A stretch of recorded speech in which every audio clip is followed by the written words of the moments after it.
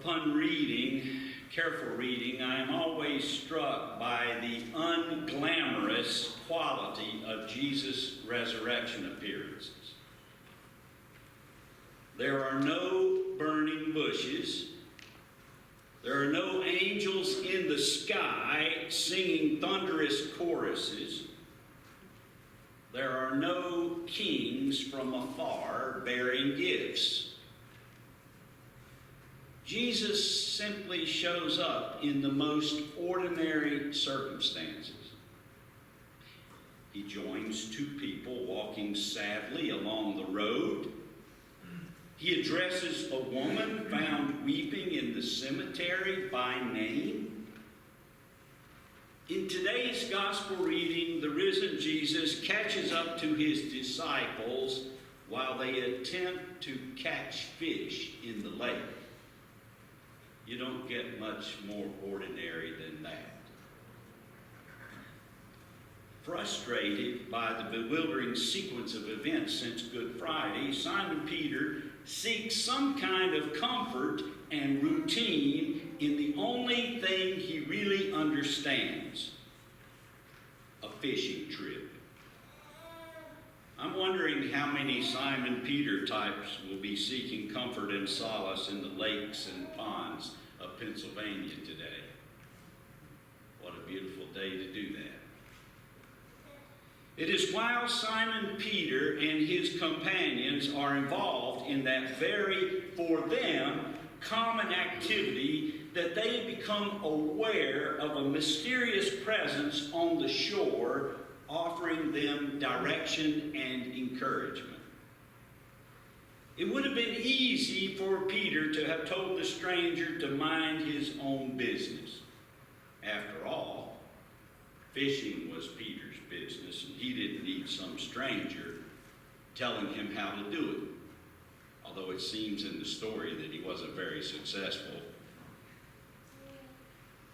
But there is something compelling about the stranger which forces Peter to listen with amazing results. Notice, however, that Peter's response comes before his full recognition that this truly is the resurrected Lord present.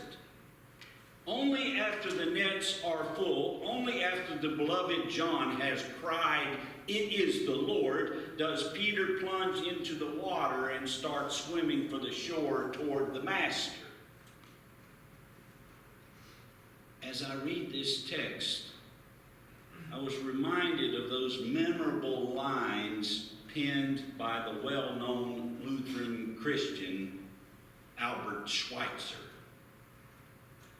As one unknown and nameless, he comes to us, just as on the shore of the lake he approached those men who knew not who he was. His words are the same: "Follow thou me." And he puts us to the task which he has to carry out in our age. He commands, and to those who obey, be they wise or simple, he will reveal himself through all that they are privileged to experience in his fellowship of peace and activity, of struggle and suffering, till they come to know as an inexpressible secret who he is.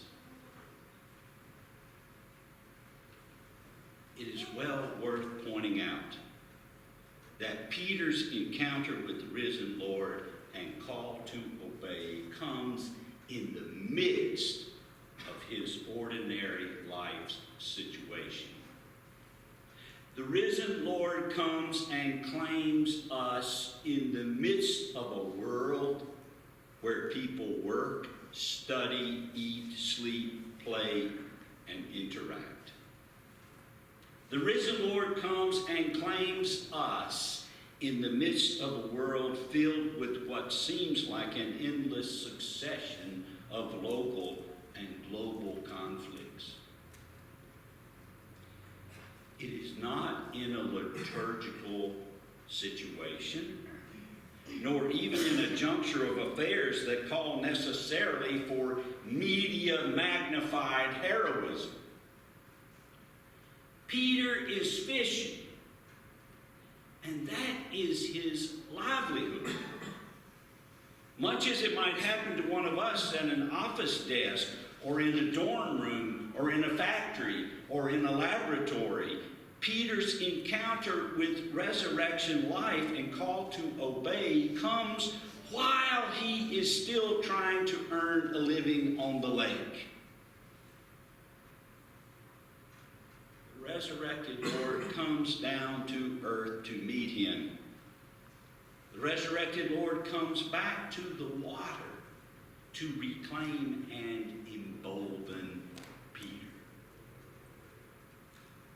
Notice in the story how many times right before the crucifixion of Jesus did Peter deny Jesus? 3. What happens after the resurrection in the narrative? Jesus comes back to Peter and asks him 3 times, Peter, do you love me? Tend my lambs. Peter, do you love me? Feed my sheep. Peter, do you love me? Feed my sheep.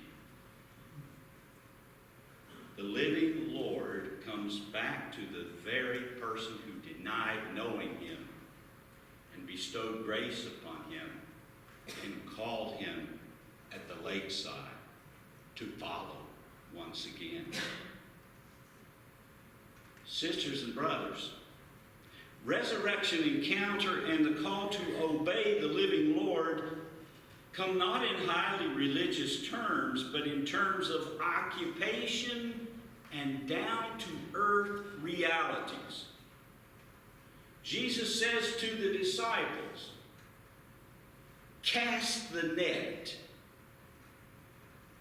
Very often it is the decisions made in the ordinary pursuit of our everyday lives that most deeply affect our Christian discipleship. To put it more plainly, that's where the action is most of the time. Dietrich Bonhoeffer somewhere has a word about the fact that too many of us believe in a God of the gaps. What do we mean by that?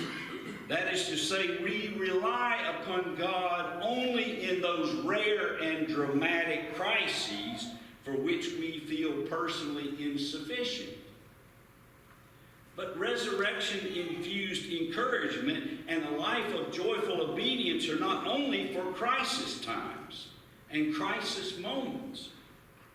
Indeed, if we have not been practicing the faith in the everyday business of our lives, we may find ourselves incapable of it in the crises. Put it in a more positive way, all those ordinary days of trust in the word of resurrection hope can prepare us for those crisis days and weeks that call for an extra measure of devotion to God and care for the neighbor.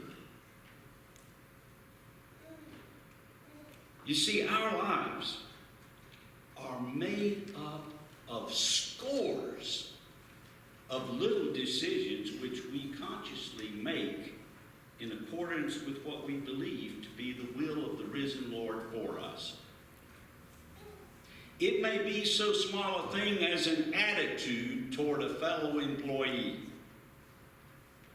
It may be so small a thing as filling out an expense sheet for your business. It may be so small a thing as volunteering once a week, delivering meals. It may be so small a thing as teaching a child that the Lord's Prayer is meaningful at the bedside. And when we contemplate that, we realize that there are really never any little things. All is important. It is all these little acts of obedience that build the Christian character, which may need someday to stand up in courageous faith and even be ready to suffer for it. But in the meantime, we cherish the words of a hymn found in the vocation section of our hymnal. And let me quote these words. In city street, in town, or on the soil, may each serve Christ in faithful daily toil. And in each thought and kindly word and deed, obey Christ's call and go where he shall lead. Amen.